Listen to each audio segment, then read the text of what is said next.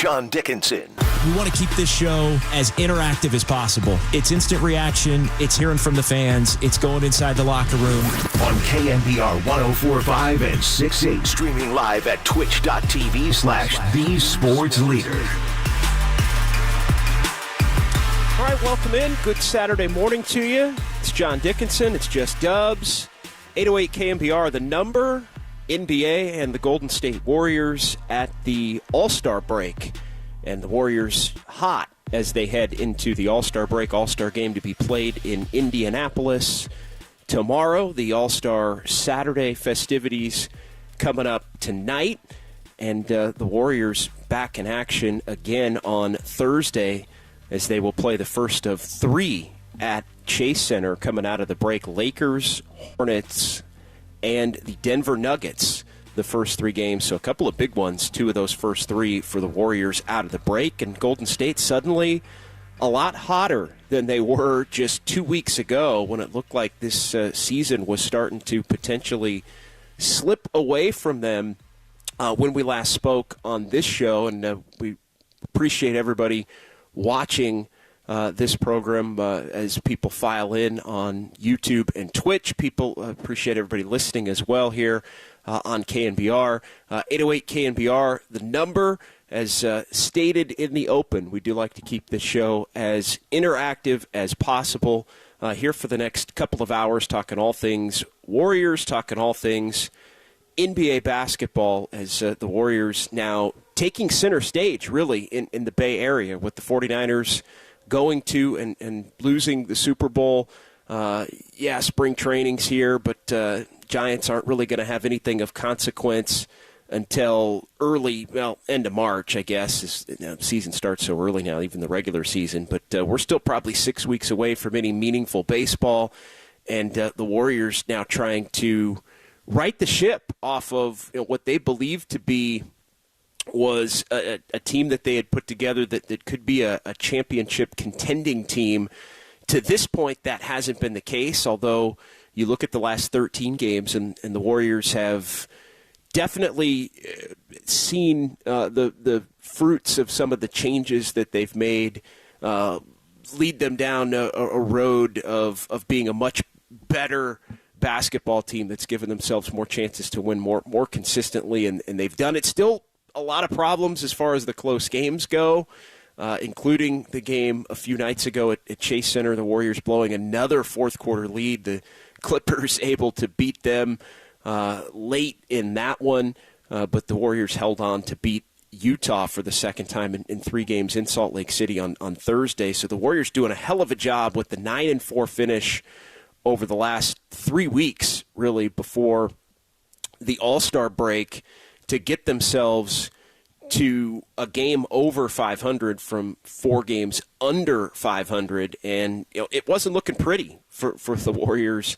You go back 2 weeks ago, they were in Atlanta and had blown a lead in that game that ended up going to overtime before a loss. But they got hot on the road, and Draymond Green's return has really helped shape the Warriors' defense.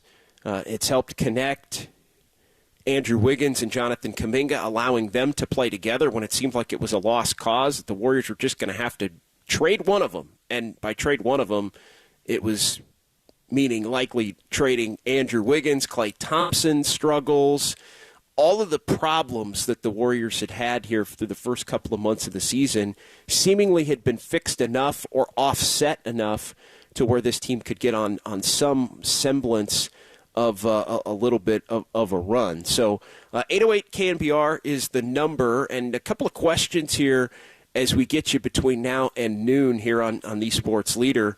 And it's kind of a common one. I mean, how much more optimistic should the Warriors be, and how much more optimistic are you about this Warriors team now, short-term and long-term? Because I think it's two separate conversations, and they have, in some ways, I think, opened the door to a higher confidence level as far as both of those pathways go now. I mean, you look at this team, they're still 10th in the West, 27-26. They're still the final play-in tournament team at this point in time.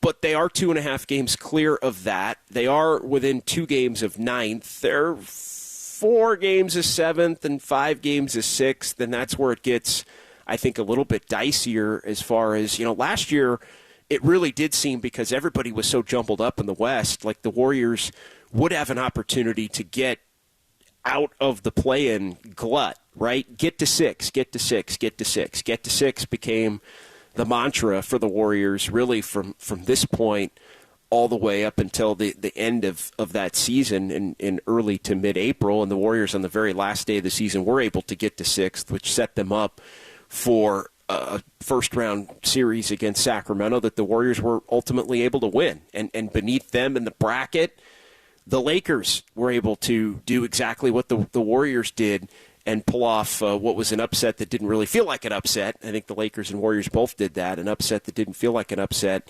with the Lakers taking out Memphis and all the turmoil there. And then all of a sudden you're in a Western semifinal series against the Lakers and you have home court advantage, which was kind of crazy when you think about it. And the Warriors unable to prevail in that series, losing it in 6. But I wonder, is there that kind of a run for the Warriors this year? This thing is definitely more stable, at least it seems now, than it has been at any point. You look at the other points in the season where the Warriors have played, even at this level, it's 9-4 here in the last 13. It's even a little better than that when you look at 7 of 8, or 6 of 7, I guess, 8 of 10, 6 of 7 to close out right before the All-Star break. But they had the 5-game streak right around Christmas time. They had the early season 6-2 start. But I think this has been the most prolonged level of quality play that the Warriors have had. And I think the way that they've been able to do it definitely gives you some reasons for optimism. But it is sort of that, all right, Brandon Pajemski has now supplanted Klay Thompson in the starting lineup. I mean, you talk about things you didn't expect for this season. Brandon Pajemski as a rookie basically taking Klay Thompson's starting spot by the All-Star break. Klay Thompson coming off the bench and basically being forced to accept coming off the bench. And now, after not wanting or feeling he needed to, and he probably didn't necessarily need to, he's accepting it. He's sort of seen his own NBA mortality, I think, in front of him with the fact that he struggled and hurt the team this season. And look, he did it last year too, but he was still defiant to it a year ago because he led the NBA in three-point makes, even though he had a lot of bad games last year. He had a lot of really good games last year. And looked up at the end of the year, and I still led the league in three-point makes. So there was a little bit of a refusal that was there for Klay Thompson last year that I think has become more acceptance because it's had to be. So that has benefited. Maybe Klay's in a better headspace. Pajemski's been such a productive player in so many different ways, passing the ball and being able to score a little bit in the in-between game and connecting a starting group with Kuminga and Wiggins now alongside Stephen Curry, and Draymond Green's playing center, which unlocks everything else. And now this team has some semblance of a rotation that is balanced with that. It's not all veterans and then the young guys are trying to fit in. You've got 2 young guys in the starting lineup, like point blank. You've got Pajemski and Kuminga with Wiggins, Curry, and Draymond. You got 2 young guys that are starters. And now you've got some guys coming off the bench that are a little bit more ordered in their roles. And now it feels like this team's got, all right, Klay Thompson and GP2 and Chris Paul's going to be coming back at some point. And then you piece together your Loonies and your Dario Saric and players like that. And look, there's going to be injuries between now and the end of the season. There's going to be rotation changes. There's going to be things that are going to have to happen that the Warriors are going to have to adjust to. But it does seem like finally, in desperation, whether they were trying to salvage the group, prevent Mike Dunleavy Jr. from making some kind of a big trade, they were able to stave all of that off and show some momentum here with that 9-4. And it's really a 9-4 that's played better than the 9-4 when you look at a couple of OT losses in there, a couple of 1-point losses in there, a couple of collapses in there among the four. The 9-4, I don't like playing this game, but could be more like even and 11-2. So kind of set the table on that note. A lot to get into. We will get into a little bit of the All-Star Weekend festivities, pepper in some sound from Stephen Curry and Brandon Pajemski as far as the two Warriors representatives there between now and noon. But do want to open up the phone lines. We will open up the YouTube chat. Appreciate everybody filing in on YouTube and Twitch as well. 808 KNBR, as this is Just Dubs with JD, John Dickinson, here on 104.5 and 680, the Sports Leader.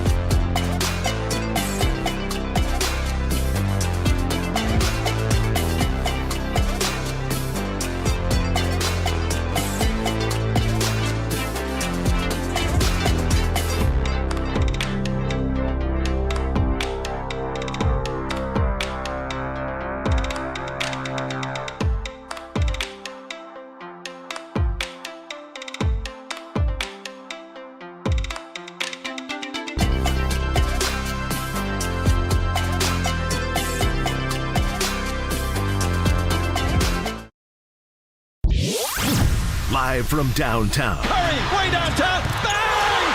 Bang! This is Just Dubs with John Dickinson on the Sports Leader. Streaming live at KNBR.com and on the KNBR app. All right, welcome back. Just Dubs with JD here on a Saturday, All-Star break edition. Warriors finding themselves now 27-26, winning in Salt Lake City on Thursday night, offsetting the collapse, and those collapses continue to be a problem for the Warriors. I'm always of the belief that the things that do you in the postseason are typically the things that do you in the regular season, and that's one to keep an eye on, because it seems like every single Warriors loss, even during this hot spell and the 9-4 in the final 13, every single Warriors loss seemingly comes down to either a blown lead late or an inability to execute in a close game that ultimately allows the Warriors' opponent to prevail. And it's just happened far too many times. I know Steve Kerr addressed this a lot over the course of the season. Just the simple fact that the Warriors really have had a lot of those L's, and it hasn't been even. How typically over an NBA season, teams will, for the most part, will be relatively even as far as those close games go. You might steal 4 or 5. You might have 4 or 5 get away that you really think you had in the bag, but they typically end up even for the most part, and the Warriors, I think, have not had those games be even. And look, everybody always, I think when you start to run through your schedule, and all fans do this, they look at the, they don't count those games evenly, right? Like you count all the losses as games you should have won, but you don't count every win or some of the wins, enough of the wins probably as games that maybe you did get a little bit lucky in or fortunate in to win. But it really does seem, even just being wholly objective about it, like the Warriors have had, like it's been about 8-2 or 8-3 in the wrong direction in terms of those games this season, and that's really what's prevented the Warriors as we sort of look at this season in retrospect and look at the things that have happened for this team over the course of the last couple of weeks here and the last month and a half that have set them up to be in position to be able to make a run. I mean, you look at, that's been the big problem. That's been the big issue. And if this team had a couple of more of those wins, I mean, wow. I mean, maybe they would already be in a Western Conference that's much better, because that's the other part of this. The West is better this year than it was last year. Top to bottom, it's better. 1 through 10, 1 through 11, I think it's not nearly as mediocre. Now, you've got a couple of teams that were near the bottom last year that are at the top right now in Minnesota and Oklahoma City. And I think when you look at the current standings, I mean, this kind of bodes to another reason for optimism if you're the Warriors here heading toward the beginning of the final 29 games. I always say we do this in baseball all the time, right? The second half, the second half, the second half. It's really the final third for the NBA as far as the regular season goes. Basically 27 games is a third, 28 games is a third. And the Warriors have 29 games to go, beginning when they're back at Chase Center on Thursday night. So you look at that, and over the final third, the West is a lot of teams are going to be looking at Minnesota and OKC, was the point that I wanted to get to, as far as that 7 and 8 spots, which will be determined by the play-in tournament, which currently is Dallas, believe it or not, Sacramento, the Lakers and Warriors. And, I always use Sacramento as an example of, they're basically having the exact same season that they had last year, but they're 8th, and last year they were 3rd. And that just tells the story. And, the Warriors got to the 6th seed with 44 wins. 44 wins this year is probably going to be 9th or 10th. When you look at the way that this thing is played out, and there's 3 real bottom feeder teams in Memphis, Portland, and San Antonio. Houston has really fallen off now at 24 and 30. The Jazz had gotten hot, but now they've fallen off to 26 and 30. And so the Warriors do feel safe as far as being in the top 10 and having a chance to play for their spot as far as getting to 8. But again, if you're 9 or 10, you got to win 2 games just to get to the 8th spot.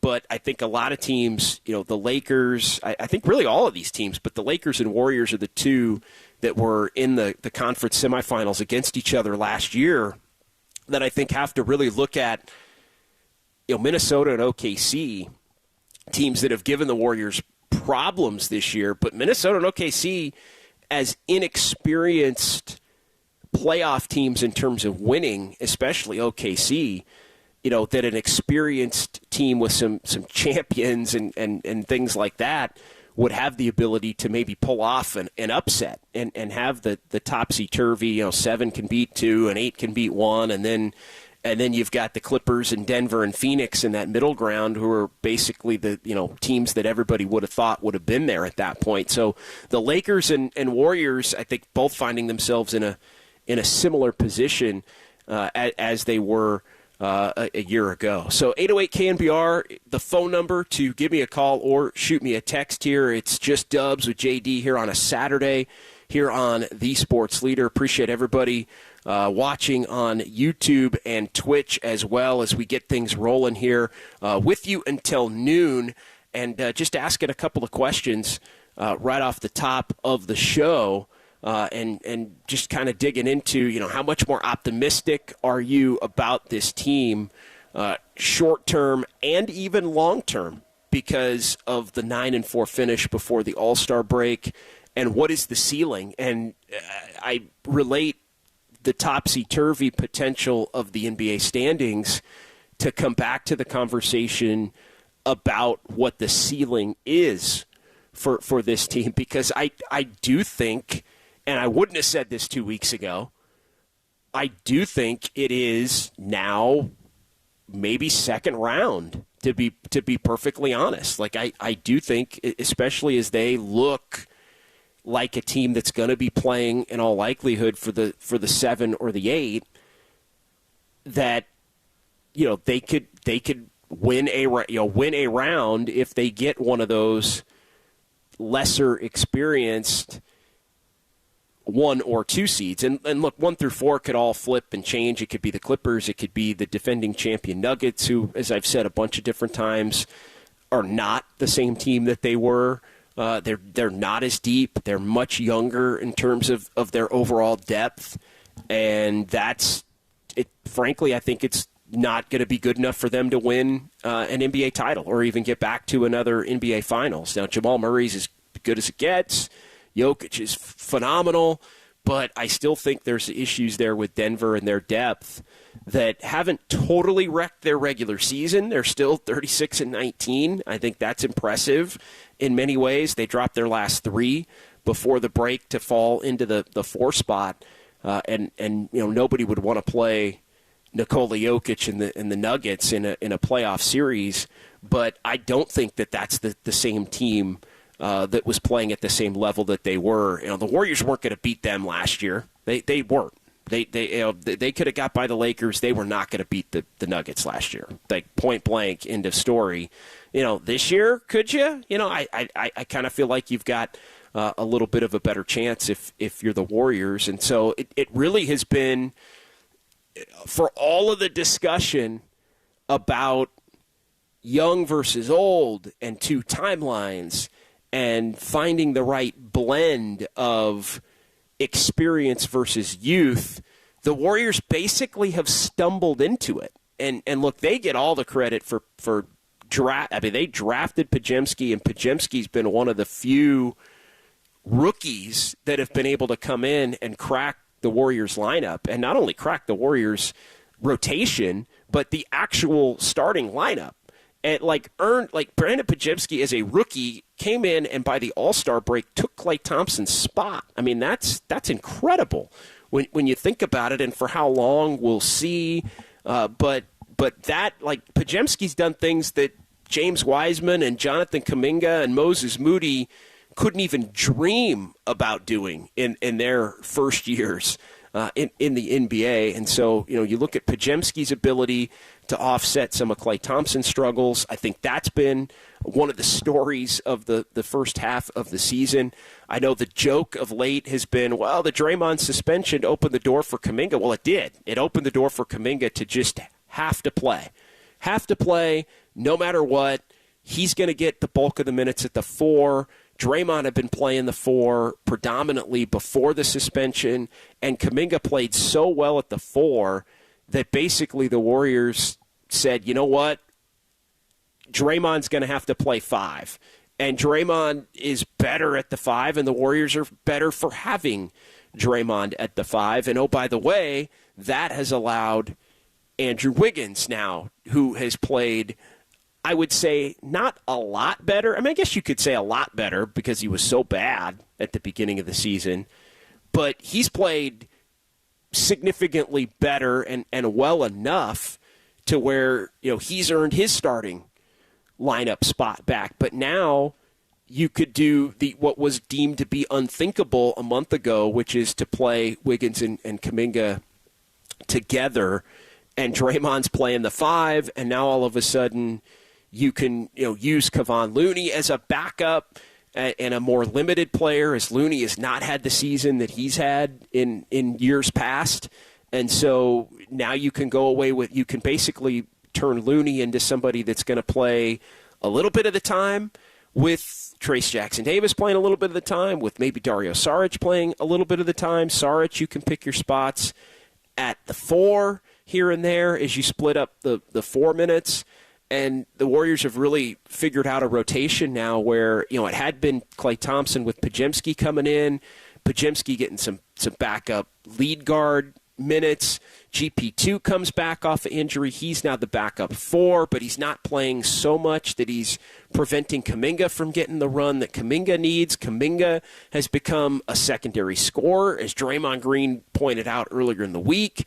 And so all the pieces fit a lot better together for this team at this point, which I think is definitely got to give you reasons for optimism here moving forward. So 808 KNBR, the phone number to give us a call or shoot us a text. We'll go ahead and pause here, but a couple of questions on the board here. How much more optimistic should the Warriors be about the short term? We've talked about the short term. We'll talk about the long term coming up next. As it is Just Dubs with JD here, KNBR 104.5 and 680, the sports leader.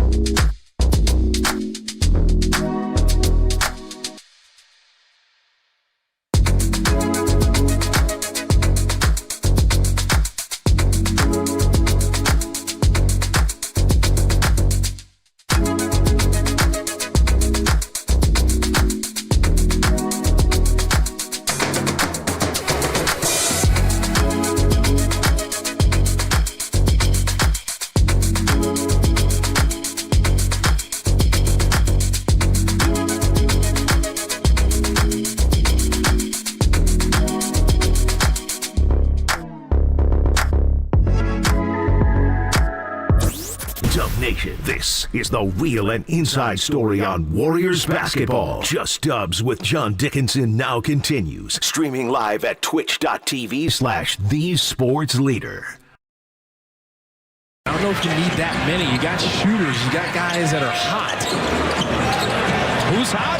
Klay Thompson's hot. 32. Throughout the game, when I'm running with that second unit, I realize, I might be more of a focal point through the offense. So that's a fun role to play. And I just wanted to take it upon myself to prove to coach that I was going to respond like the champ I am. And I thought I did that well tonight, and I learned some things tonight that I'm going to carry with myself throughout the whole season. All right, so Klay Thompson talking about coming off the bench for the first time in over a decade as he did that on Thursday. It's Just Dubs with JD, John Dickinson, KNBR, the sports leader. 808 KNBR is the number. Couple of questions on the board. How much more optimistic should the Warriors be about the short term and the long term? I know we've gotten a lot into the short term and the 29 games to go as the NBA at the All-Star break, All-Star game in Indianapolis coming up tomorrow. And just kind of what is the ceiling for this team this season? Could it be as high as it was even a year ago, getting to the second round of the NBA playoffs? Because there is some similarities as far as the way the Western Conference is shaking out in terms of, a couple of newbies right now at the top of the conference with Minnesota and Oklahoma City that I think teams like the Warriors and the Lakers and maybe a couple of others down there toward the bottom in that 7 to 10 pool are thinking they'd have the ability to knock off in a first-round upset. 808 KNBR, you heard the Klay Thompson clip coming back there. Klay with 35 the other night. Again, off the bench for the first time. I tried to put this into some kind of context on Dubs OT on Thursday night. Klay Thompson came off the bench for the first time since the Monte Ellis-Andrew Bogut trade. That was the streak of Klay Thompson started the night of. It was actually the game before the last time he came off the bench, but it started the night of the Monte Ellis Andrew Bogut trade in Sacramento in March of 2012. Klay had started every single game over the course of almost 12 full years on the calendar coming up here in a couple of weeks. And so, four-time champion and obviously helping the Warriors get the job done there. One of the all-time great three-point shooters, 15,000 points. He was able to eclipse the 15,000-point mark in the game the other night. But impressive stuff for Klay Thompson. As we've seen this sort of be a year of acceptance, from defiance to potential acceptance for Klay Thompson, and Klay coming off the bench. And we get short-term, long-term. I think Klay Thompson also plays into the reasons for potential short-term and long-term optimism suddenly surrounding this team, and it's the willingness for Klay Thompson to be cool coming off the bench, which is something that I don't think anybody would have imagined possible even a couple of weeks ago. And I think there was something going on behind the scenes. Klay did have the interview with Logan Murdoch in The Ringer where he had acknowledged much more of an acceptance and a willingness to be somebody that could take on a lesser role, and not only take on a lesser role to help this team this season between now and April or May, or the Warriors are obviously hoping June, although I don't know if I'm willing to commit beyond parts of May at this point as far as their ceiling. You can disagree with me at 808 KNBR if you want to, but I mean, to me, the willingness to come off the bench is kind of a game changer as far as the conversation surrounding Klay, because the conversation surrounding Klay at the beginning of the year was he still believed he was a superstar. He still believed he should be paid as a superstar. he was going out on a night-out basis and not really playing at that level. And so, and I think it was ticking him off that he wasn't playing at that level. There would be that cycle of, Clay would struggle, Clay would get defiant, Clay would take bad shots, Clay would be really hard on himself. He would refuse to accept the fact that maybe he's a different player. Steve Kerr, somebody would have to have a conversation with him. He would loosen up a little bit. He'd have some better games. It would kind of go away for a little bit, and then he would have some bad games, and the whole cycle would start all over again. But yet, you've also got the specter of the Warriors trying to get some kind of a contract extension done with Klay Thompson. And so all of these struggles are adding to one end of the spectrum here, where you've got Klay Thompson basically saying, hey, I'm still a $40+ million max player, and you've got reports that the Warriors are offering him $2 and $48. And, I've said on this show, and I've said this on Dubs OT, Klay's basically, to me, he's been, when he says 40+, his deal was probably 4 years and 170, right? That was probably what he felt he was worth in his mind. So you've got, well, why isn't there a deal done? Or why aren't these, the Warriors, why aren't the Warriors and Klay Thompson close on a deal? Well, the issue is Klay thinks he's a $170 million player over 4 years.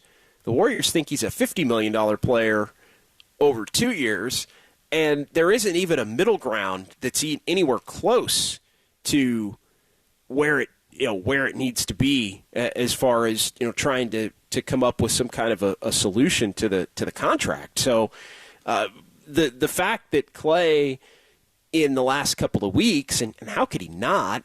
Because this thing was going down the road of he wasn't going to be here, and we've talked about that. Like, he had played so poorly, and the vibes were so bad that if he really believed that he was going to be that close to max kind of a player, the Warriors were going to have no choice but to say, well, Klay, go find that if you want in the open market as a free agent in July. Like, have at it, and we'll but knowing full well that he probably wasn't going to get it, almost certainly wasn't going to get it, and basically it had gotten to the point where it was starting to look like the league was going to have to dictate to Klay that he wasn't the player or wasn't going to be paid at the level. And look, it's fine to believe that we all believe we should get paid a lot, no matter what you do. I totally understand the mentality, and he's an all-time great player. And, a Hall of Famer, a legend, honestly, in the Bay. So, he has a right to feel the way that he feels. But it was going to take the process playing out. At least it looked like it was going to take the process playing out of Klay going out in the open market, not getting anywhere close to maybe what it had been reported that he thought he should get. And then he has to come back either to the Warriors at that point, and they can do an adjustment as to what the actual, true value is off of that, or they end up in a spot where he just isn't going to come back. The other part of it is, and this is the part that I think is a big-time potential game changer, is the willingness now, and this is what was in the Ringer piece with Logan Murdoch, is the willingness now to take on a lesser role, because it was twofold. The money was one part of it, and the Warriors, and you got Joe Lacob talking to Tim Kawakami on TK show and Tim's podcast about luxury tax and getting that in order and wanting to get out of the tax and feeling that the Warriors have a pathway to get out of the tax. Well, a big part of the pathway toward getting out of the tax was going to be paying Klay Thompson a lot less money here moving forward, and maybe not even paying him at all, because he wasn't going to be on the team moving forward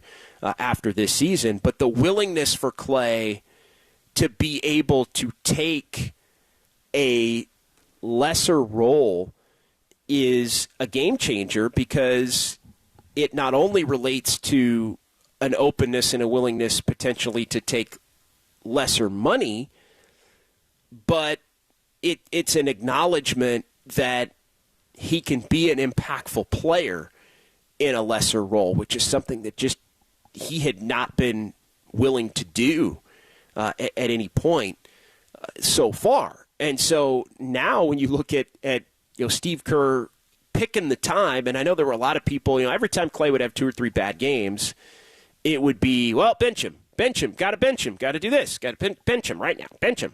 Like everybody, like it's not that simple. And Steve Kerr knew it wasn't that simple. And that's why Steve Kerr gave him the benefit of the doubt and then gave him a little more benefit of the doubt on top of that.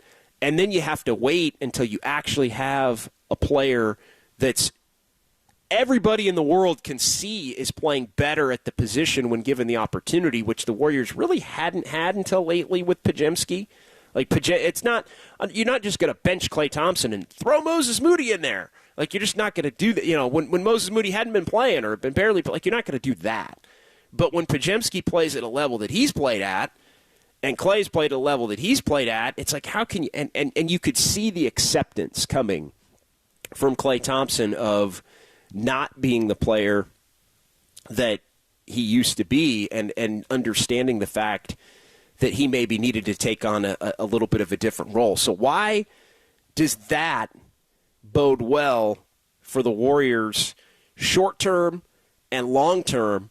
We'll get into that coming up. 808 KNBR is the number. Appreciate everybody watching on YouTube and Twitch as well. We'll dig into the YouTube chat coming back here. 808 KNBR is the number. It's just Dubs with JD, KNBR, the sports leader.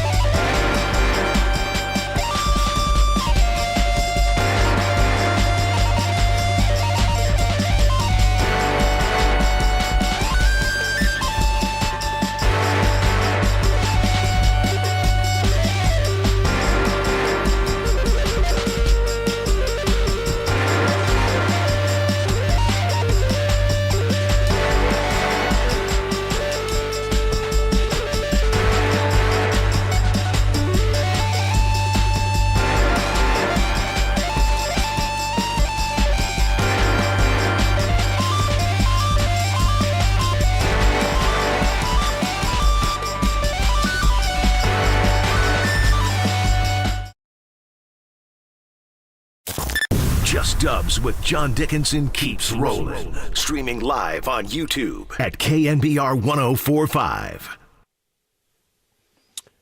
All right, welcome back. Just Dubs with JD here, 10 until noon. KNBR, the sports leader. 808 KNBR, the number to participate in the program. Also, check us out on YouTube and Twitch. Appreciate everybody watching on YouTube and Twitch. All-Star Break edition of Just Dubs.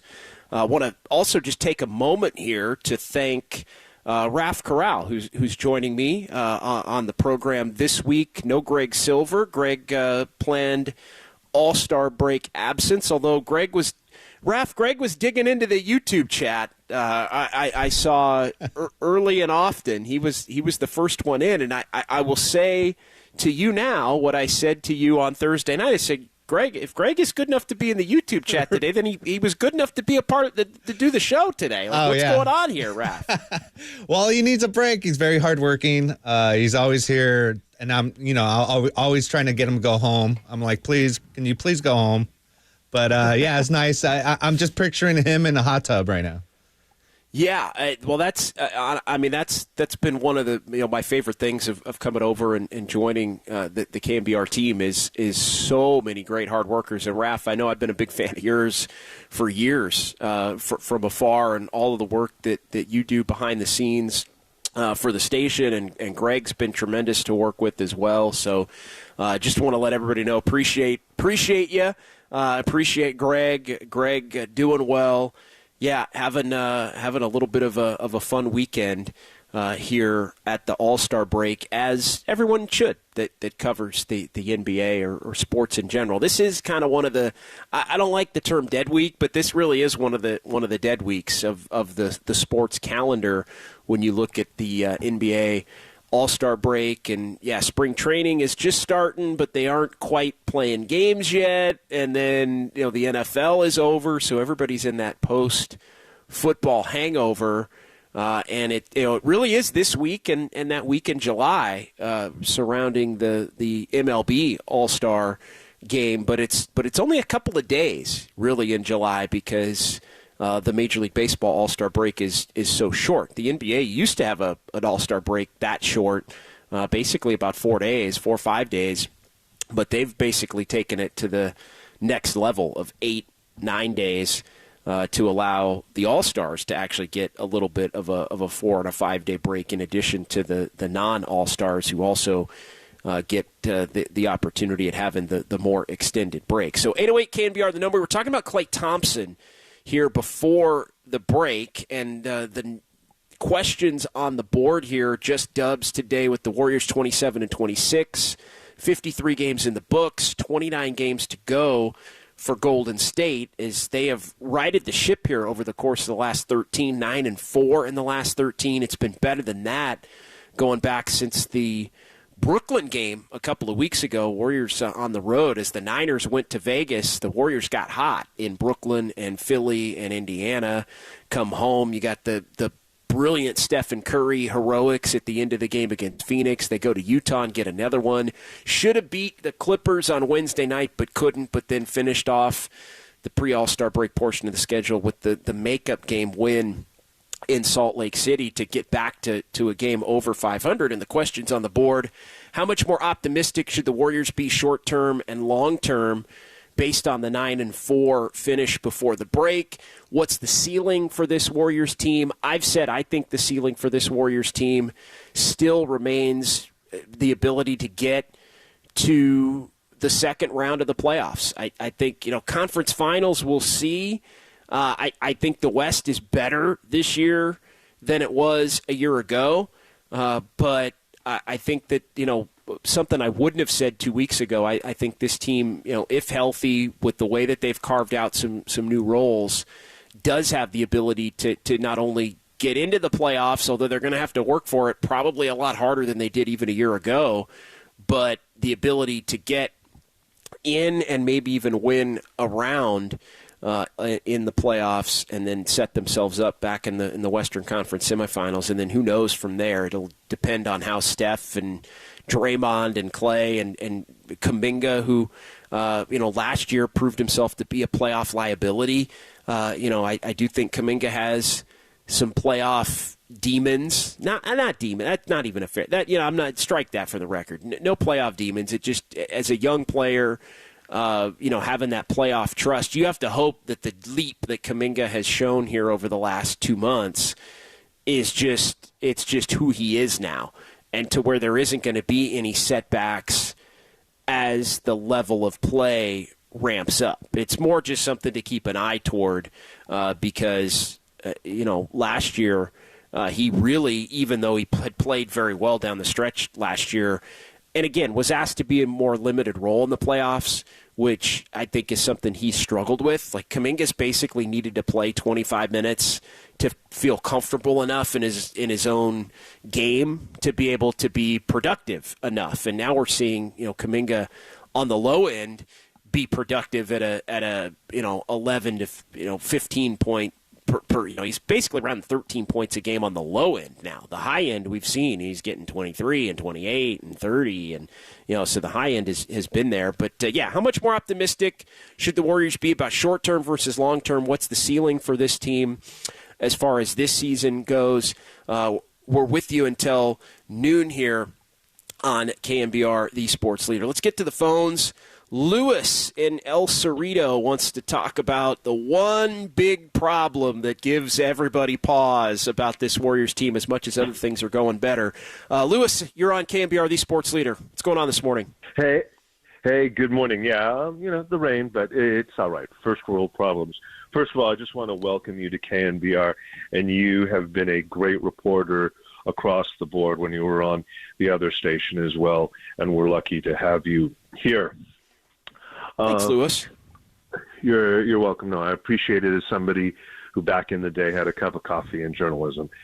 The point, and you've touched on it a number of times, but sometimes I think we in fandom miss it. And years ago, a great announcer named Vin Scully made the comment in analyzing a Dodger team that had all of these close losses, and people would say, oh, they're so close. And he said, no. He said, actually, when you have a record where you're losing a lot of close games, even though it looks like you played well, it actually means you're not as good. And I think that going forward, however the season ends, the Warriors are going to have to do analysis of more things, but those close games is the indication. And you've said it a number of times too. The teams that lose the close games are the teams that are in the play-in round or below, and that's the issue that I think a lot of us who are fans don't realize. And you have to look at the other factors. And I'd be interested in your opinion on that. I think you've echoed some similar thoughts, but maybe I don't want to misrepresent you. No, I appreciate, Lewis, and thank you for the kind words. No, when I've said it in this vein, when you're the 10th seed, you need to win those games, but the reason you're the 10th seed is because you don't win those games, and you don't win those games because you aren't as good down the stretch at executing or holding leads or talent. You aren't as talented to where your stretches of quality play are good enough and extended enough to where you can just maintain the rest of the game. Like, you really have to stay on it. As far as like why it's happened, I think and that's something that we can sort of get into as a next part of the conversation. But as far as why it's happened, I think it really does go back to, and the Clippers game, it was defensively more than anything, but I think it goes back to the lack of a secondary scorer and a consistent secondary scorer. It goes back to when the Warriors have won a lot of these close games, how have they done it? Basically, Stephen Curry has gone off and just been, the nuclear Stephen Curry. And he's making shots that can't be defended by anyone. And that's been a big part of the reason why the Warriors have been able to hang on or push forward or win these games when they have. I mean, look at the Phoenix game. The Warriors were about to lose the Phoenix game. And they were about to lose the Phoenix game, maybe not in as dramatic of a collapse as the Clipper game, or that was much more of a back and forth game, the game against the Suns, or the Denver game earlier, or some of the other games that the Warriors have let slip away. Sacramento in November in Sacramento, the Clippers back in December. I mean, there's just been so many of them. But the reason that it's happened, I think, for the most part, has been the lack of consistent secondary scoring, and how do you get that secondary scoring? And I think that's the issue is, Clay hasn't been there as a number 2. Wiggins would be the next guy. You don't really run plays for Wiggins at the end of the game. It's just how do the Warriors, their number 1 play is get the ball to Steph, or Steph Draymond pick and roll. If teams trap, you find the right man off of that. And I think it leads to a lack of a full-blown pecking order down the stretch. And I think that's where, are you going to run Kuminga ISOs, to low post, like get him the ball in the short post and let him try to work? Like Kuminga can score, but Kuminga scores when, in the context of the offense. He scores off of the gravity a lot of the times of Steph and the Warriors running their offense, and him getting the ball in places where he can put it on the deck with an open lane and get all the way to the basket and dunk it. Like it's hard to just run plays for that, especially when defenses go into more of a desperation mode to try and stand up and be a little bit more stout. So I think it relates to that. I think some of the defensive issues have been corrected, although they were on full display in the Clippers game. I mean, the pick and roll, the overhelping, the poor switching, some of those things have been issues defensively. But for the most part, I feel like, it's been a defensive. An offensive issue as opposed to a defensive issue. They've just gotten a little too stagnant down the stretch in a lot of these games. And then the other thing is rebounding has been an issue. Teams get into desperation mode against the Warriors, and unfortunately, they start shooting, I think, more threes. They start really trying to spread the floor, and then they try to crash the glass. And that's where, unfortunately for the Warriors, the small ball lineup that they're forced to play can work against them. They don't rebound down the stretch in games at the level that they rebound at in other times during games when they're playing a little bit better. Draymond's rebounding goes down. Wiggins' rebounding goes down. Kuminga's rebounding goes down. Really, Kuminga and Draymond the most. Draymond, number 1, rebounding goes down. And so it's tough because to offset that, everybody says, we'll play a big. Well, if you're playing a big at that point, then who are you taking off the floor? And the Warriors have said, no, the Draymond at the 5 is their best lineup. It also allows Wiggins and Kuminga to be out there.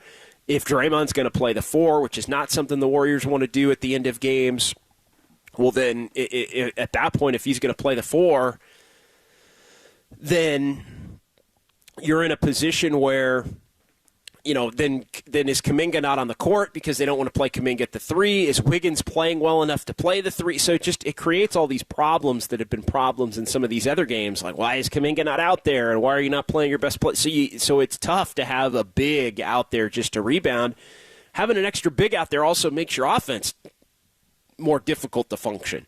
So I'm giving you the long-winded answer, and I appreciate the call, Lewis. 808 KNBR, the number, as you're listening to KNBR 104.5 and 680 San Francisco, the sports leader. It's just Dubs with JD here on a Saturday morning.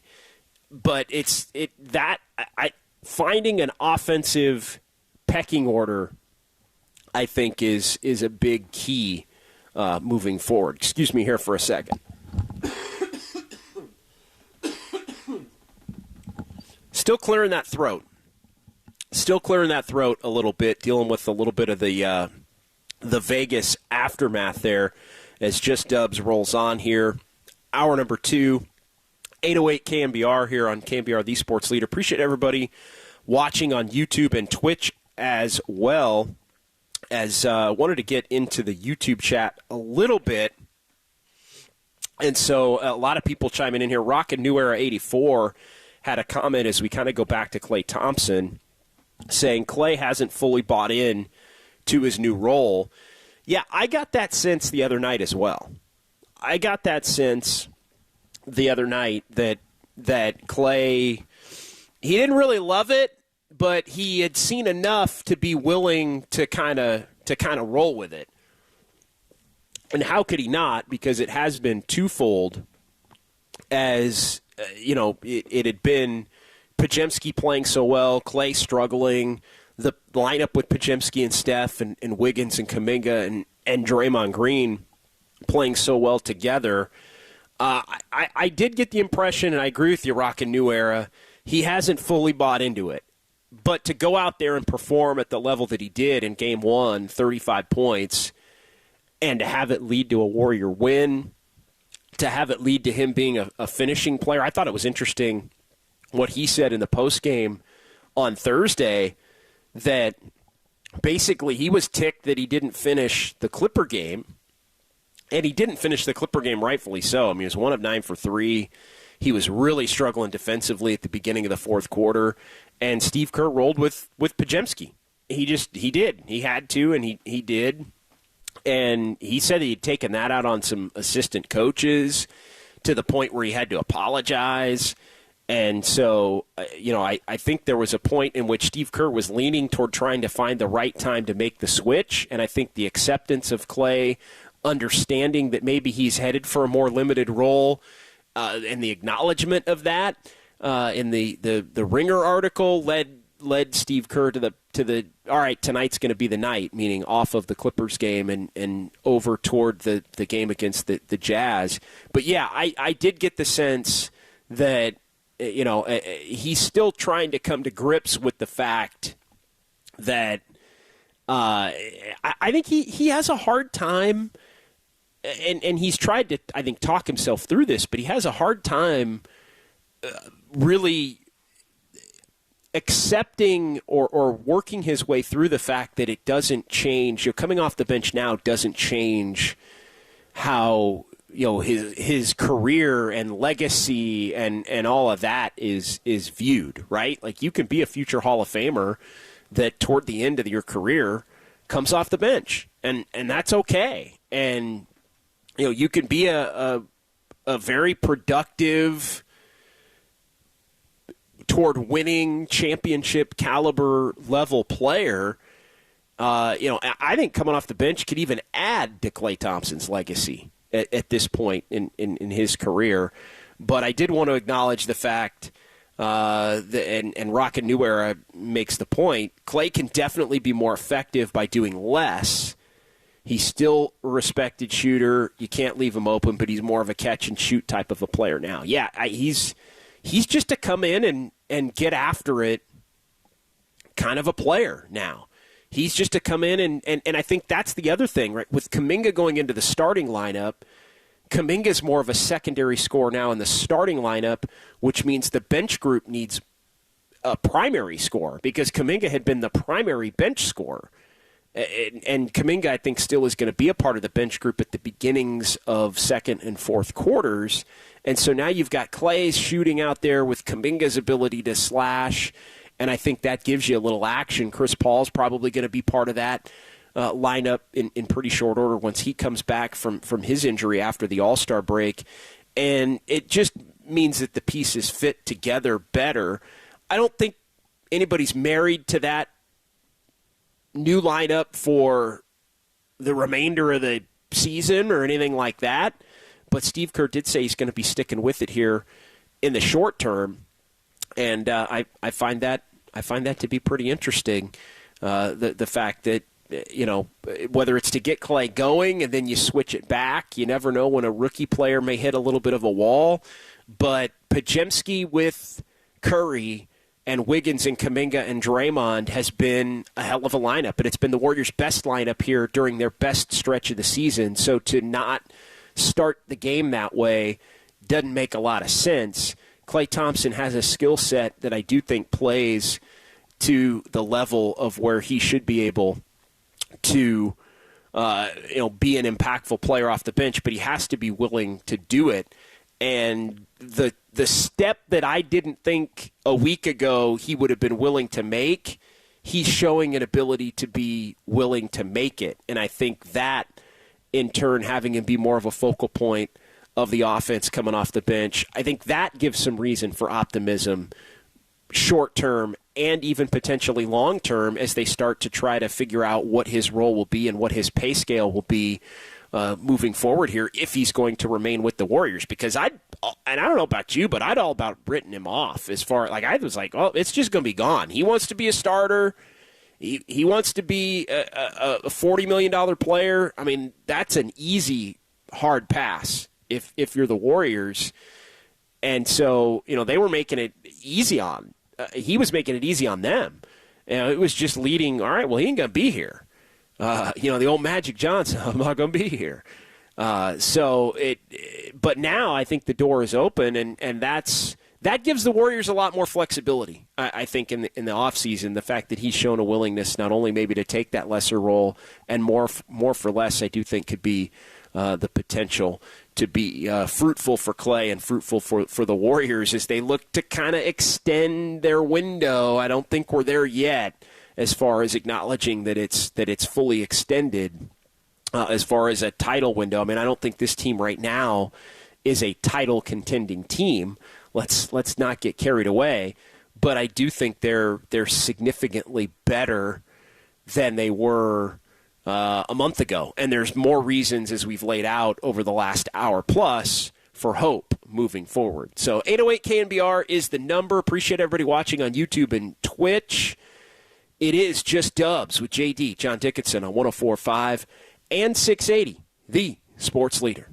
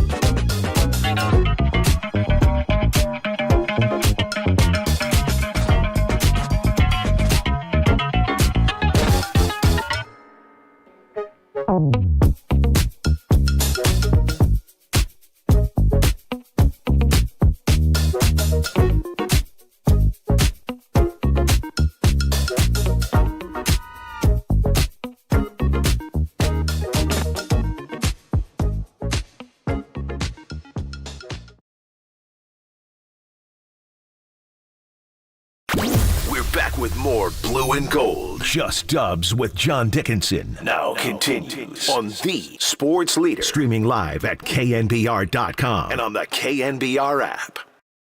Me and Steve had a good talk about it.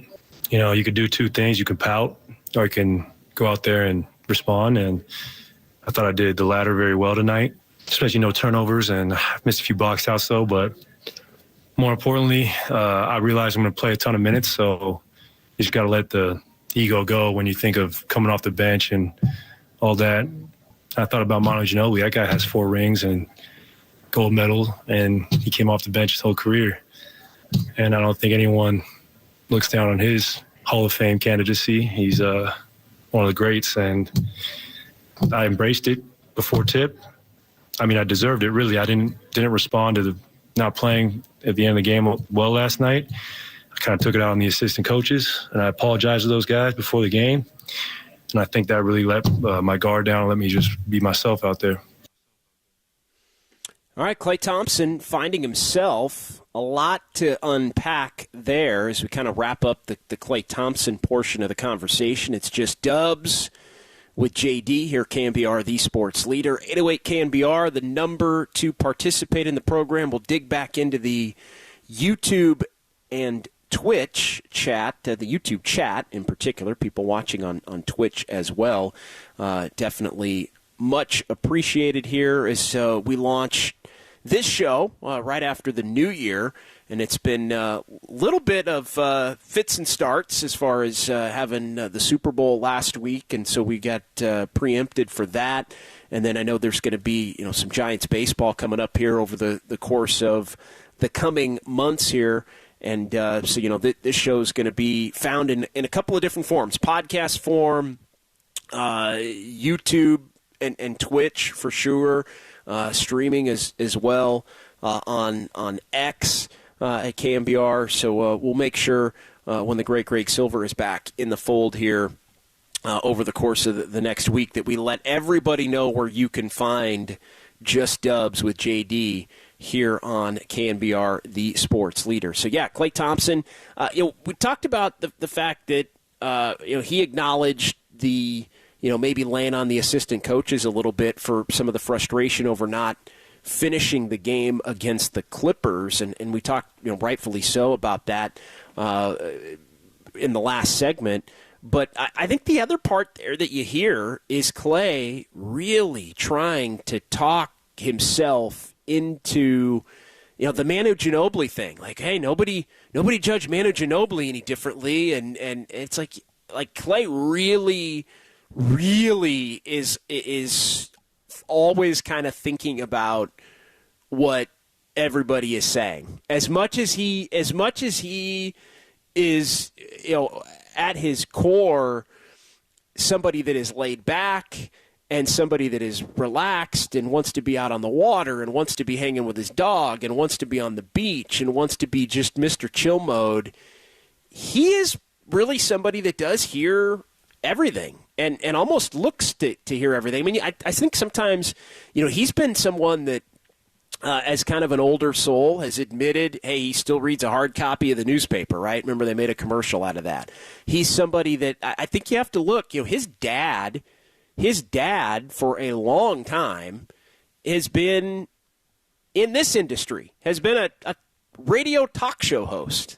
And, in addition to, broadcast, game broadcast stuff as well. So like Klay knows the conversations and what the impact of radio callers and fans and post-game shows and like he's much more in tune with what people are saying and what people are writing than I think most athletes his age, really, and his age and younger as well. And I think a lot of that is based on just, it's it's one, he's somebody that likes to be well read himself, but it's also, I mean, his dad does the job. Like, and it's not, his dad's not a writer, a reporter. His dad is a host. He's a guy that his job is to talk about things with opinion and take calls on the issue and mix it up a little bit and call it like he sees it.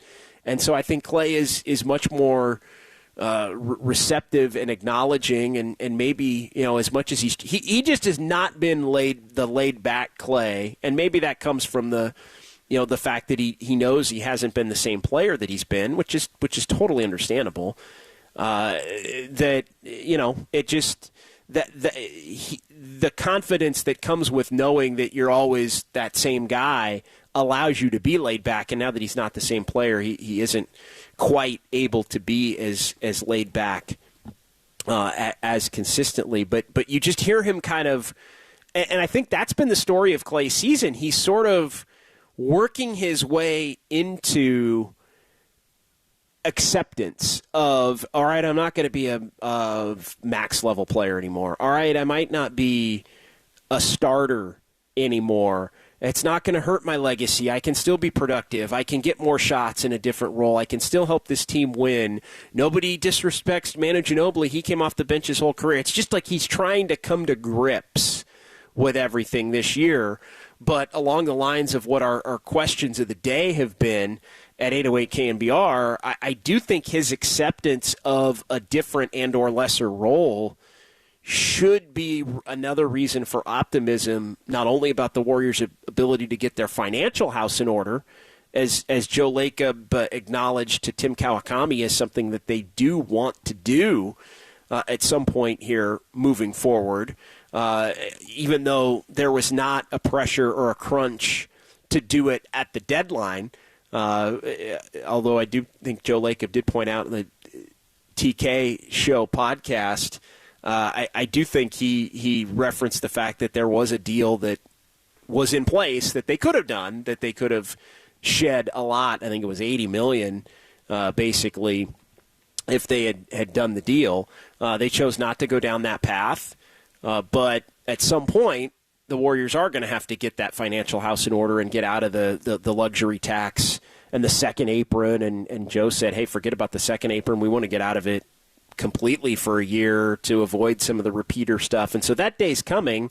But I think with the emergence of Kuminga and Podziemski, the Warriors do now have a little more flexibility as far as the ability to have some younger players that can be plugged into some future slots and still have the ability to change the roster in other areas that help them, from a financial standpoint, sort of get things in order. They have some replacements at certain positions to where they could move off of some players at some other positions in an attempt to get better, but also in an attempt to get the financial house in order as well if they choose to go down that road. So 808 KNBR, that kind of ties off the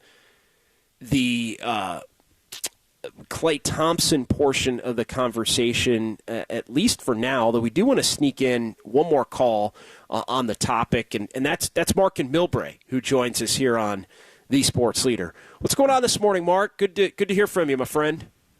What's up, man? Before I get into Klay, just assessments of the first half, quote-unquote.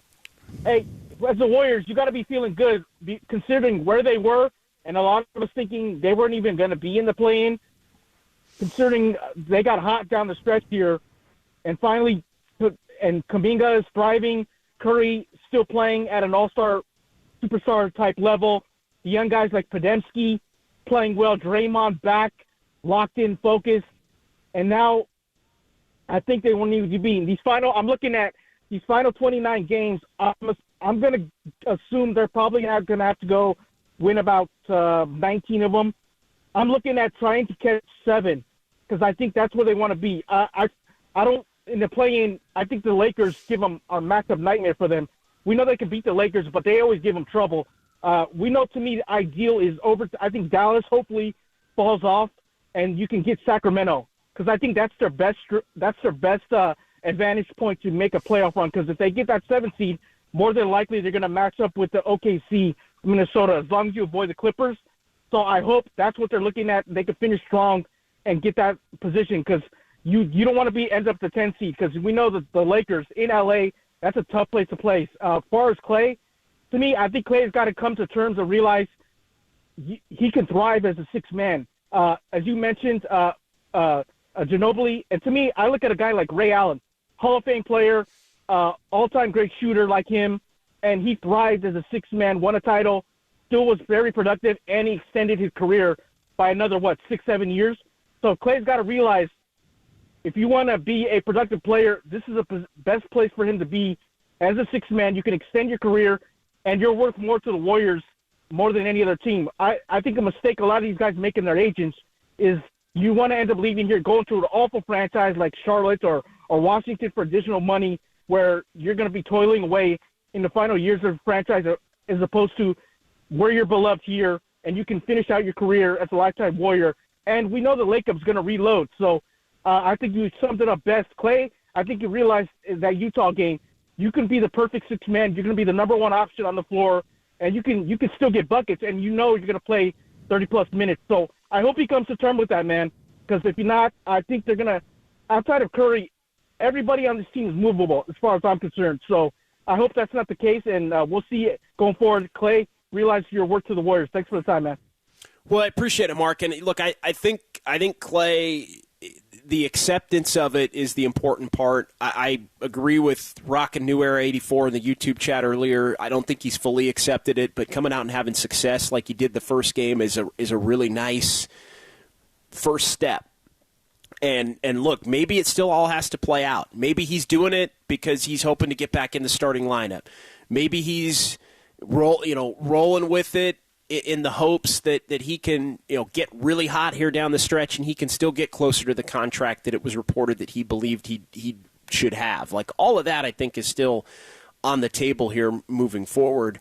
As far as what the Warriors have to do between now and the end of the year and shaking up all the matchups and where they would best see fit as far as, can they get to the top six? Are they kind of peaking at 8 or 7? We'll get into all that coming up. We'll also get back into the YouTube chat. 808 KNBR is the number. It's just Dubs with JD here on 104.5 and 680, the Sports Leader.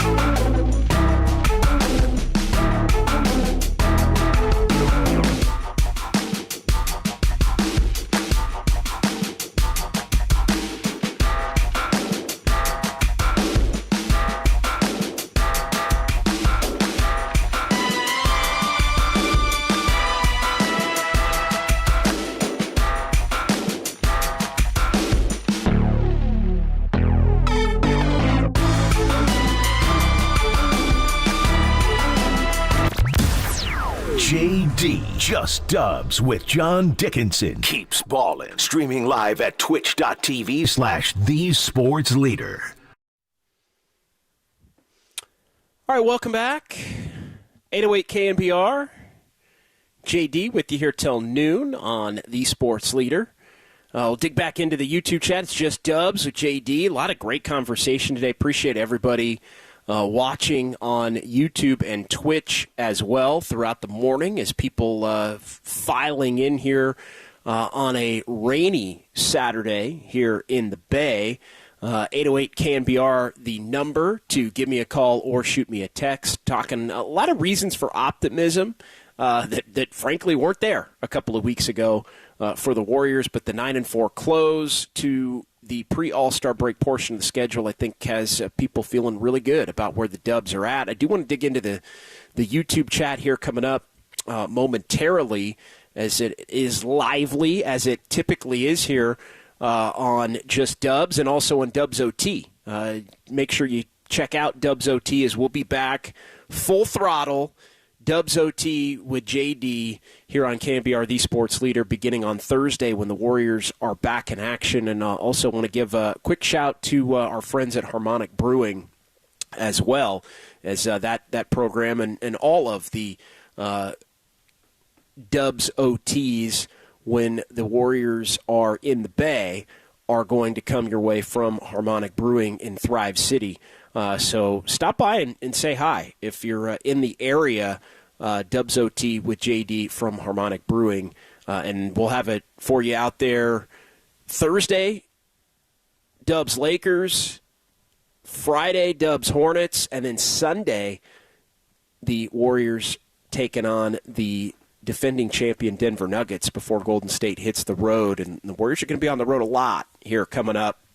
Not right out of the chute, but a lot in March as the Warriors will try to continue what they've been doing very well lately, which is winning on the road. The Warriors have gotten quite hot away from Chase Center when you look at the end of this last road trip and a couple of games in Utah, 5 road wins in a row, which is the first time they've done that in 5 years. You got to go back to the KD finale year in 18-19 when the Warriors were set to go to their 5th consecutive finals, and that's when the Warriors won 5 in a row on the road for the last time. So 808 KNBR, the number, looking around a little bit at just what the Warriors have to do here, as we had Mark and Milbrae check in as far as just down the stretch and the Warriors at a game over 500 and look at it at, are they playing for 6? I mean, they're 5 games out of 6. Only 4 in the loss column, though, out of 5th. And so I think, while 29 games, though, and I say this a lot, 29 games, it really is hard to make up more than about 3.5 games. Like 3.5 games with 28, 29 to go is actually a lot. Once you get right around the 20-game mark, which is going to come pretty quick, once we get basically into March for the Warriors, you're going to be at the 20, 22-game mark. In terms of what's remaining, that first full week of March, you'll be right around 22, I think. It really does get tough to make up more than about three games. 3 is a significant lead. You start to get into 5, 6 games, and it's even more so. But yeah, looking at the standings a little bit right now, there is a path. I'm looking at, the Lakers are on 43 win pace. I always try to look at, what's the pace? And what pace is a team on versus what you would have to be over your last 29 to get to that point. And so, right now, let's just use the Pelicans, who are currently the team that's in 6th in the Western Conference. So you've got the Pelicans, who are playing 600 ball right now. They're 33 and 22. So you got the Pelicans, who are basically on pace to win 49 games. So right now it would take 49 wins to get the 6th seed. that level of play. So if you look at the Warriors to get to 49 wins, they'd have to go 22-7 in the final 29 games. I think that's probably too tall a task. Now, Dallas has gotten hot themselves here. They won 6 in a row right before the All-Star break. They were really lingering down in the 9-10 hole after they got off to a good start, but they finished strong. So Dallas is playing, they're playing at a high level, 582 level right now. So you look at Dallas currently, and you do the math on that, and Dallas is at a 47 win pace right now. And so a 47 win pace is, can you go 20-9? And I feel like 20-9, that would even be a tall order. But the Warriors over these last 13 are playing at a really high level. So 20-9 is basically the level, and I did the math during the break, 20-9 is 9-4 pace. So if the Warriors were to play at the 9-4 pace that they've played at over the last couple of weeks, that would be 20-9 for the remainder of the season. So I sort of look at 20-9 as the high end for the Warriors between now and the end of the regular season, the absolute high end. Would I bet that they would win 20? No. I would bet the under on the Warriors winning 20 between now and the end of the year. But they have at least played at a 20-9 level over the last 13. Now, can you double that plus a few games? I mean, it all remains to be seen. But everything goes right. Things continue down the path that they've been on. 20-9 for the Warriors. Well, that would get you to 47. That basically would get you at what currently is a 7-seed pace in the Western Conference. So I do get the impression that the Warriors probably are capped at the 7 at this point, and really trying to dig their way into 8, which gives you a chance to compete for 7 if you can win that first play-in tournament game, might be the best possible option. But even Sacramento right now is playing at a 574. So if you do the math on that, Sacramento's at a 47 win pace. So you'd have to go 20-9 at that point, have the Kings and basically the Mavs playing at the same level that they've played at this point, and then you hope you win some tiebreakers off of the remainder of that. And it doesn't look like the Warriors are going to have any division tiebreakers against Sacramento, at least at this particular point in time. Still some games to be played to where all of that can ultimately shake out, but the Kings would have that record. Not to get lost in the weeds on that, but you'd have to hope you'd have to be very hot, and you'd have to get some tiebreakers.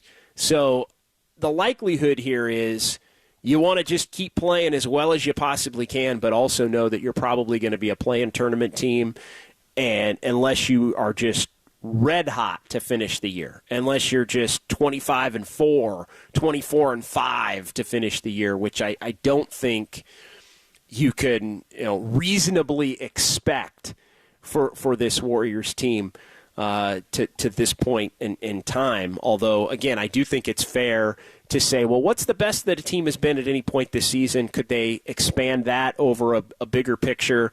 And what would that level be? And even if you want to go down that road, that would still be 20-9 as far as maybe the ceiling for this team. And I know you're probably saying, well, what if they win more close games? Well, yeah, I kind of feel, and them almost blowing the Utah game after blowing the Clippers game and all the other games that they've blown, I feel like blowing leads is just this team's DNA. Like, I feel like that's just a part of who this team is. And, are they going to blow 8 in the final 29? No. Are they going to blow 2 or 3 in the final 29?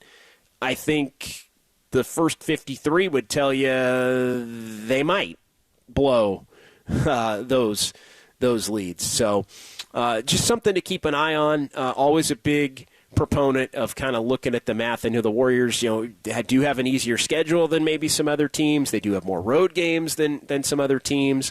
They're playing better on the road than they have been. I mean, the bottom line is, and I think one way the Warriors can make up some ground is they got to play better at home. in the second half. Like 13-12 on the road, you'll take, and they've already won 2 more road games than they did all of last season when they were 11-30. But they're 14-14 at home, and this team was 33-8 at home a year ago, so they're a -6 at home, even though they're a +2 and counting as far as the road games go. And you add it all up, and they're still pretty much in a very similar position as to where they were a year ago. I think they were exactly 500 at the All-Star break, having played a couple of more games comparing last year to this year. 808 KNBR, the number. MVP JB says Warriors could easily be 37-18. I don't know about 37-18, and I don't know about easily 37-18. My goodness, I don't. 37-18. And the math doesn't work on that. Also, by the way, because that would be 2 more games. 2 more games than they've actually played at 53. But no, I'm not giving them 10 more. I'd give them as many as maybe 5 more at this point with all the close games and everything. But even that's 32-21. They'd be right there in that Phoenix, New Orleans. Basically, they'd be in the 5-6 spot. But no, they have to prove it. Alex coming off the bench is balancing the offense. Also adding Kuminga. Kerr gets in the playoffs. Non-play-in. He's a big candidate for Coach of the Year. Yeah, that's interesting. Woodpit 420. Woodpit 420 checking in. Ginobili come off the bench. It makes no difference if he's playing 25 minutes. Yeah, talking about Klay Thompson's been a heavy part of the conversation. Baby brother, Klay's on the bench. Fans got what they wanted. Now they have several days to find something else to complain about. Yeah, what will that be? Well, Chris Paul's going to come back soon. Chris Paul's coming back soon, so they can maybe complain a little bit about that moving forward. All right, 808 KNBR. We'll go ahead and pause one more time. We'll come back, one final segment. We'll hear a little bit from Steph Curry on All-Star Weekend and Brandon Pajemski as well as we wrap things up. Just Dubs with JD here on the Sports Leader.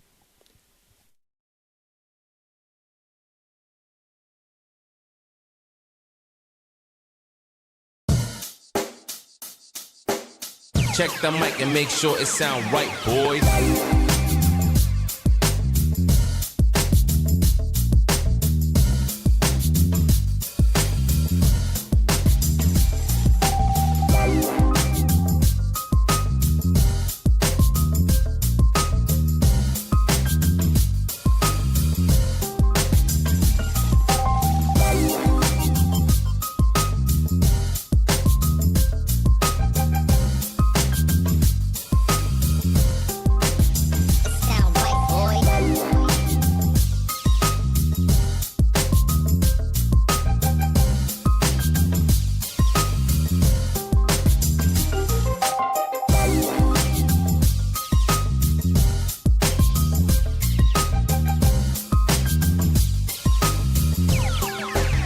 Sound right, boys.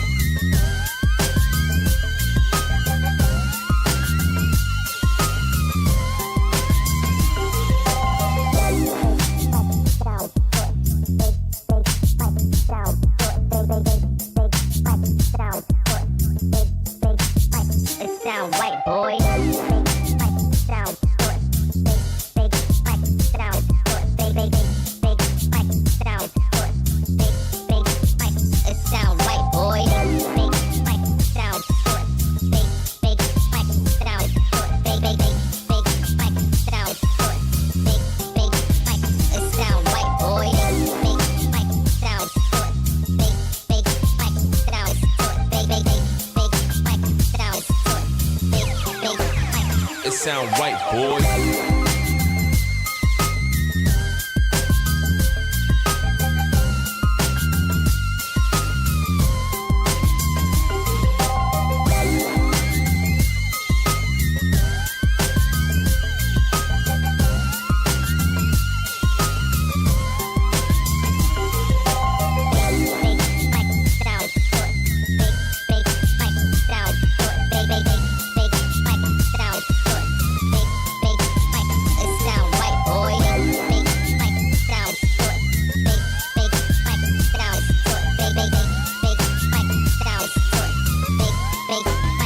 it sound right, boy.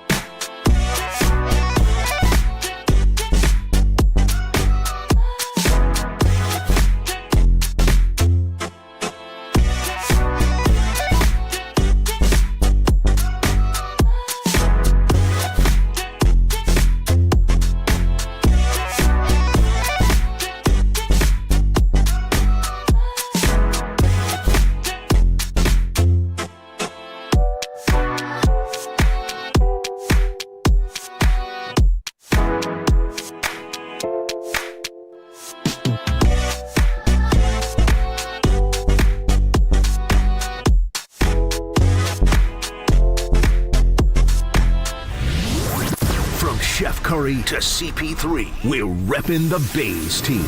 This is Just Dubs with John Dickinson, streaming live on YouTube at KNBR 1045.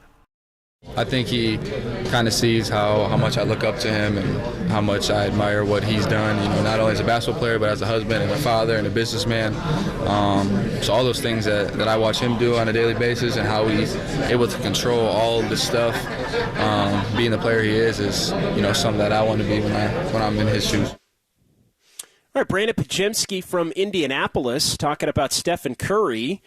Pajemski and Steph, the Warriors' two representatives at the NBA All-Star Weekend. Steph in the big game, Pajemski playing last night in the Rising Stars Challenge. We welcome you back. It's Just Dubs with JD here on KNBR, the sports leader.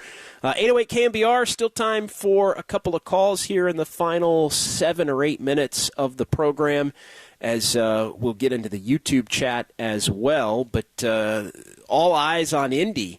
And I know Raph was talking to me during the break a little bit about some of the weather in the Bay here coming up over the next few days, and it's going to be rainy weather, but snowing in Indy. I'm sure that All-Star Weekend is going to get rave reviews from the NBA community. I'm sure there were probably a lot of and look, Indy's a haven for basketball, and they certainly deserve to have the All-Star game played there. I personally, I think it's awesome, but it's also February, and it's snowing a lot, and I think the NBA community typically likes to go to sunnier places and bigger markets for the All-Star weekend, and good time to point out that next year the All-Star game's going to be here in the Bay for the first time in 25 years. So this weekend, a year from now, mark your calendar. Look forward to it. It's going to be a lot of fun. February the 16th. So basically a year from last night, the All-Star Game is going to be at Chase Center. A year ago, February 16th of 2025, and it'll be in the Bay for the first time since 2000 when it was over at the then. Raph, do you remember the name of what ended up being Oracle? Do you remember the name of the arena then?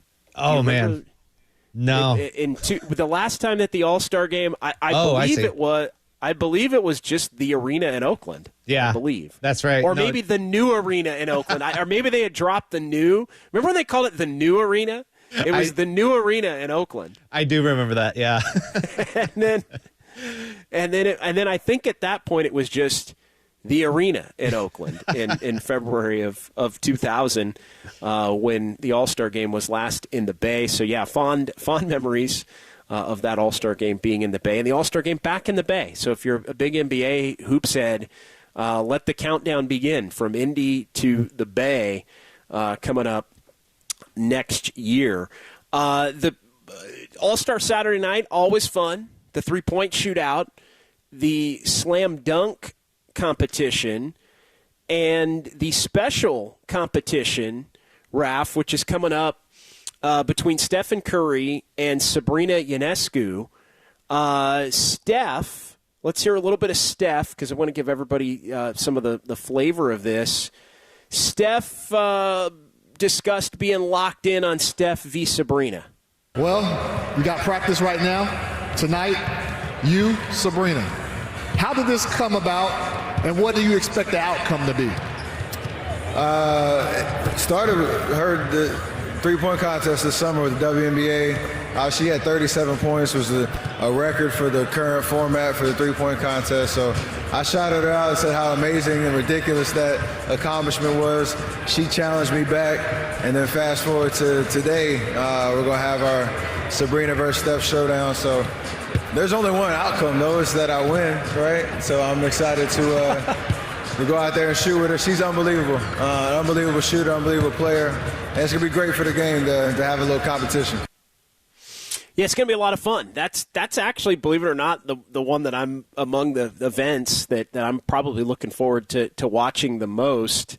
Let's hear a little Sabrina on Steph and just everything that is going up against him in such a competition tonight. 10 years ago, I never would have thought this was possible, and so being able to be up here and now it being the day that we're able to go out there and play, no matter what happens, it's a blessing and an opportunity to even be in the same conversation as Steph, and to be able to see how much he's respected me as a player and a basketball player and a person to want to come out here and do this, and he wants to beat me. So I could tell you that he's not taking it easy.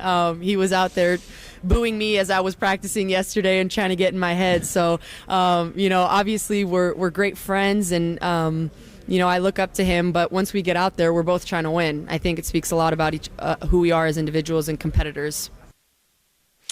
Yeah, should be a lot of fun, no doubt about it. And again, the connection between Steph and Sabrina has been a long-standing one, and they will take the stage tonight. I think it's in between the three-point shootout and the slam dunk contest. I may have that backwards on my format, but look for it tonight as part of the NBA All-Star festivities from Indianapolis.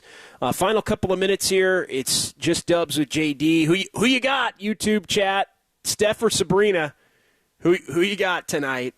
As far as their three-point shootout, that should be a lot of fun. Couple of YouTube chats I wanted to get to. A lot of people weighing in on Klay Thompson. Klay shouldn't play more than 18 to 20 minutes. Look, it's going to be a night-to-night thing with Klay. I think if Klay's playing well, he's going to play 30-plus. If he's not playing well, having him come off the bench gives Steve Kerr a pathway toward playing him a little bit less. Woodpit 420's been taken up for Klay. Players don't need to make every shot they take. People think guys just go 15 of 18 every night. I think that's fair. Douglas Mikes with Klay, it should be about quality, not quantity. I would agree with that sentiment. It's just take good shots. I mean, there's going to be nights where Klay doesn't hit them. Dat Timed coming off the bench with CP3 is really going to help Klay.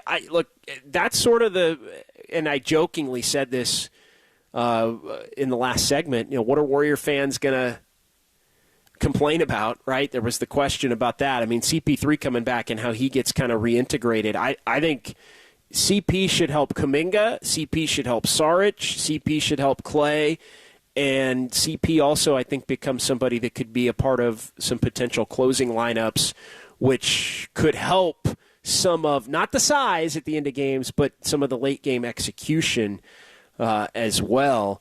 Land of the Hella, when they start chucking and bricking threes in the fourth quarters, they let teams right back into the game. Yeah, unfortunately, sometimes your biggest strength can be your biggest weakness, and they haven't had those check down, go-to plays to get buckets. And it's interesting, a lot of the times it's been Draymond who's been getting layups to break up some of those runs when they've been in other positions. All right, that's going to do it.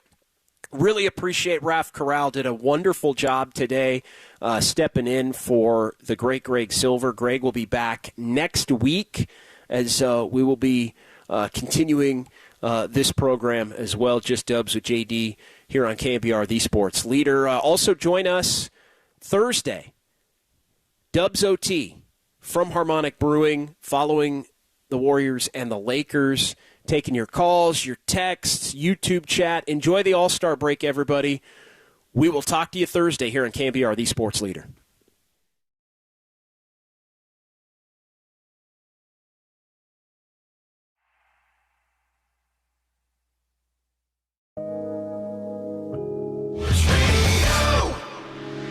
Need a place to talk sports? You've come to the right place. CBS Sports Radio. My name is Mark Ryan. You're listening to CBS Sports Radio. Fantastic to have you guys with us.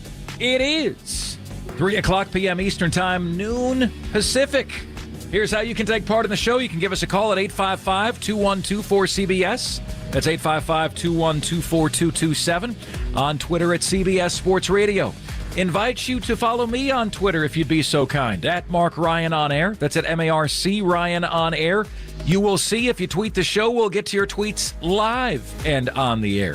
Facebook.com/CBS Sports Radio and listen live, CBSSportsRadio.com. This portion of the show is brought to you by Wesley Financial. Stuck in a timeshare and want out? Contact Wesley Financial Group now and get a free timeshare exit information kit at wesleyfinancialgroup.com. Guys, I want to bring you into this, okay? There is an incredible geek to chic stat in the National Football League, all right? 18 of the last 20 years, a team that was in last place the year before won their division. 18 of the last 20 years. That's mind-boggling, isn't it? And it speaks to one of the thousands of reasons why the NFL has a stranglehold, has a monopoly on the sports scene in this country. Every other sport is left to clean up the pieces. They get the crumbs, right? Because the NFL routinely turns over teams in a season. Maybe you get the right quarterback. Maybe you get the right coach. You guys saw how awful the Los Angeles Chargers were this year, but I'd bet you more than half of you would have them to be in the playoffs next year with Jim Harbaugh manning the ship, right? The fact that you have 8 divisions and 90% of the last 20 seasons, at least one team went from last place to first place is mind-boggling to me. You know, I mean, like tool to cool, right? Overnight. Geek to chic. Overnight. And, you know, like, guys, for me, I love that story, okay? Like, I was a runt going through school. I had a chance to date nobody, okay? The end of my freshman year of high school, this is a true story. I'm 15 years old. End of freshman year. I was 5'3", 103 pounds. I had glasses and I had braces. When I was a senior in high school, my first job was that of a grocery bagger, right? So I was bagging groceries. I was a senior. I looked so young, no one even believed I was in high school. You thought Steph Curry had a baby face? Have you seen mine? Okay? No one even thought I was in high school.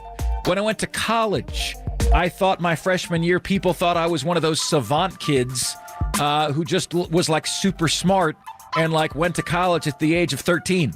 And I was like, no, I'm 18 and I'm just really not that smart. You know, but so to me, it was cool because when I eventually grew into my own skin, like I remember one of the coolest moments for me was when I went back to my high school reunion and, you know, you graduate high school at 18, 10-year high school reunion is when you're 28. Went back to my high school reunion and I'm growing into my skin then. And, you know, I swear to you, like some girls that I had no shot with in high school, 10 years later would have no shot with me. Now, to be fair, they didn't ask, okay? But that was a really cool feeling. it was just like, yeah, like I used to think she's all that, and she spent way too much time in the tanning bed. And, and I had grown into my skin. And there were people who said, like, who is that guy? Like, I don't remember him. You don't remember me because I was a runt, and I'm no longer a runt anymore. That's why you didn't remember. So that was a really, really cool feeling. And so I sympathize with those people who are down and out with those last place teams, because I've been a last place team. I've been the dude that doesn't have any chance with anybody. I've been the dude that didn't have a prom date or a homecoming date, right? I've been the dude that was pushed down the stairs or book dropped. Book dropping is when, like, you got your folders and kids knock them out of your hand in a crowded hallway and the papers go everywhere. Like, that was me. You know, I was that kid pushed down the stairs, punched in the arm as hard as a kid could when the teacher was writing on the chalkboard. And then he says, like, if you tell the teacher I'm going to beat you up. Like, that was me, right? That was me. So I am all over in sports, the underdog story. I'm all about, geek to chic, last to first, tool to cool kind of stories. That's because that's my life, right? That's my life. I'm not supposed to be here. I'm not supposed to be here on CBS Sports Radio.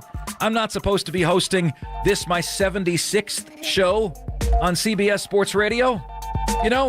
They found me in South Carolina, and yet here we are, and we got this amazing opportunity, right? So that is the story of my life, the worst to first. And it's an incredible honor, and so I identify with that story so much. So I bring you guys into this as it pertains to the National Football League, okay? 18 of the last 20 years, at least one club has gone from worst to first, winning its division the season after finishing in last place, okay? In last place. So, who is going to do so next year? That, my friends, is my $1 million question to you. Who is going to do it next year? Okay? Jacksonville recently did it in 2022. Here are your last place teams this year. New England Patriots, Cincinnati Bengals, Tennessee Titans, Los Angeles Chargers, Washington Commanders, the Bears, Carolina Panthers, and Arizona Cardinals. Those are your 8 last place teams. Now, I'm not going to allow you to pick the easy one, okay? I'm going to take that right off of the table from the beginning. When companies do surveys, do you know that they throw out any survey that has all excellence or all poors? They want the ones where it's like some good, some bad, some things to improve. I always say I love it when any of you guys say great show, but really what helps me improve is a critique, right? Like, Mark, you should do more of this, less of that kind of deal. I would have done this for a tease, not that tease. So, that's how you improve, right? Not by just having people fluff you up. You improve by getting the critique of your peers and those who listen. So all of that is to say, I'm not going to let you pick the Cincinnati Bengals because that is the perfect pick. That is the easy pick. They lose an MVP candidate. They still finished 9-8. They played in the only division where every single team was over 500. Baltimore 13-4, Cleveland 11-6, Pittsburgh 10-7, Cincinnati 9-8. Right? Jake Browning, hell of a job picking up the slack for Joe Burrow when he went down. But I think the Bengals are the easy choice. The Baltimore Ravens are going to have like a depressive hangover after falling short yet again. Cleveland could win the division if they have a healthy Deshaun Watson all year long. I kind of think Pittsburgh is miles away. There's a rumor that they're interested in Justin Fields. I want to see how that manifests itself as we head into the offseason. But like if Cincinnati can win 9 games with Jake Browning, don't you think they can win at least 12 with Joe Burrow playing an entire season? So I'm not going to let you pick Cincinnati. You're not going to get to tell me that Cincinnati's the worst to first team. What I want to know is who else has the best chance. Choices are the Patriots, the Titans, the Chargers, Commanders, the Bears, the Carolina Panthers, and the Arizona Cardinals. There's your choice. I think Cincinnati is just, frankly, too easy. 855-2124-CBS. That's 855-212-4227 is the number to get to us on the show. So, let us bring you into my list, okay? 1 through 7. Cannot pick Cincinnati. Who is this year's worst to first team? Billy, listen, Billy, I'm coming to you in a minute, my friend. I'm coming to you in a minute for your answer. We got to make our choices public here. I think the team that has the worst chance to do it is the New England Patriots. And I was looking at this on Pro Football Focus. They have the Patriots with the third best chance. They say because they have $66 million in cap space, going to get rid of Mac Jones probably. Yeah, look, Buffalo and Miami are in your division. Good luck. Where are Buffalo and Miami going? You got the worst shot. Unbelievably, I think the Patriots' odds of winning the division are worse than the Carolina Panthers. And they're worse than the Panthers because the Buccaneers won the Panthers division. There's no guarantee Baker Mayfield's going to be back. Everyone else in the division is mediocre. So, look, I think the Panthers probably don't win 5 games next year. But you never know in a division without a clear leader, right? Number 5 for me, I'm going Arizona Cardinals. Will there be a hangover for the 49ers? Will they be a regression to the mean for the Seattle Seahawks? How long can Matt Stafford continue to collect the senior citizen discount and play at a Pro Bowl level? I put Arizona. I don't think they're good, but you look at what's going on in the rest of the division, I think Carolina and New England, I think they have worse odds. Number 4 for me, I'll go with the Chicago Bears in that division, okay? I'll go with the Bears in the NFC North because I think the Lions are a shoo-in. I think the Packers are growing. I think the Minnesota Vikings, you can take them out of the oven because they're done, they're cooked, they're what's for dinner. If the Bears were to trade the number 1 pick, build around Justin Fields, get a king's ransom, you could have quite a talented roster heading into next season. Okay? I mean, that's a pathway through for them. To me, I'm going to put Washington 3. I kind of think Philadelphia is imploding a little bit. I think the Giants are on Exile Island. They've been forgotten.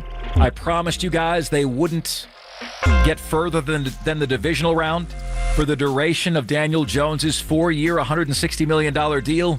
That promise will come true. So it's not so much that I'm thrilled about Dan Quinn and the Commanders, Cliff Kingsbury. I'm looking at the division around them, and I'm like, yeah, I think Dallas has sustained some mental damage from their choke job.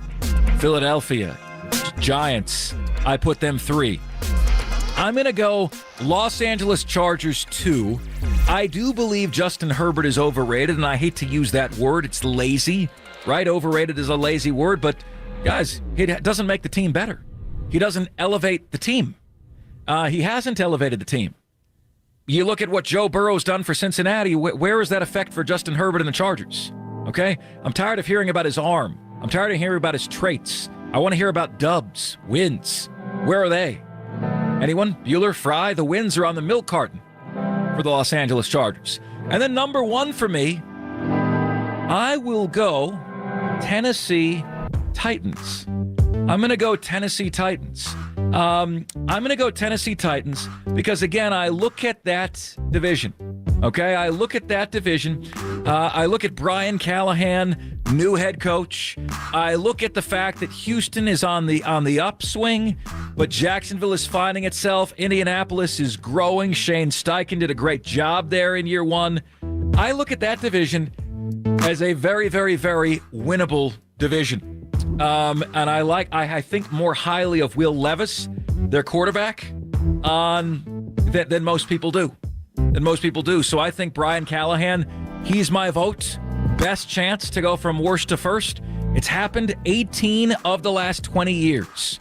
Now, we ask you. 855-2124-CBS. That's 855-212-4227 is the number to get to us on the show this afternoon. We go to the phones, and Glenn in Houston leads us off. All right, Glenn, worst to first. It's happened 18 of the last 20 years. Who gets it done this year? So I'm going to go ahead and say my affiliation, which is the Cowboys, so I have no dog in the fight of any of these teams. You have no fight in the dog either as a Dallas Cowboys fan. Yes, that's been a heartbreaker for about a decade plus, so yeah, that's a different conversation. But I will say this, for those different teams, which I think the key for an organization to win is both the coach, I'm talking about a winner who knows how to win, not who thinks he can win, but who's actually won, which is part of the Cowboys issue. And then actually a quarterback who's got the skills and you have enough of a line to protect that person. So I'm going to pick the San Diego Chargers, which, by the way, I'm not a fan of them at all. But I do think Jim Harbaugh is an absolute fantastic coach. He took basically a second-tier quarterback to the Super Bowl. He turned around the Michigan program and won a national title. The guy's a fantastic coach. He does great with quarterbacks. And I think Herbert, to your point, he's had the wrong guy as a mentor. And kind of like what Andy Reid did for Patrick Mahomes, he couldn't win with Donovan McNabb and start naming them. I think Herbert's got the skills with the right coach to mentor him and bring him along. And I'm going to pick the San Diego Chargers as the worst to first. I love the little mistake that you made, Glenn, calling them the San Diego Chargers when they're now in Los Angeles. I love that because I think many of us wish they still were. Yeah, I can't call them the Los Angeles Chargers. Kind of like I can't call the Oakland Raiders the Los Angeles or the Vegas Raiders. They're still Oakland Raiders. I know you were hoping, Glenn, we didn't catch that. I was hoping we wouldn't catch that because I certainly wish that was the case. They had a fan base where they were a loyal and devoted fan base. Now they have none. No one shows up for their games anymore. Can Jim Harbaugh flip the script overnight? That is, my friend, a very, very solid choice. Glenn from Houston. That. I mean, I appreciate that. I think what is interesting, and again, I'm not a fan of Herbert, but I will say this.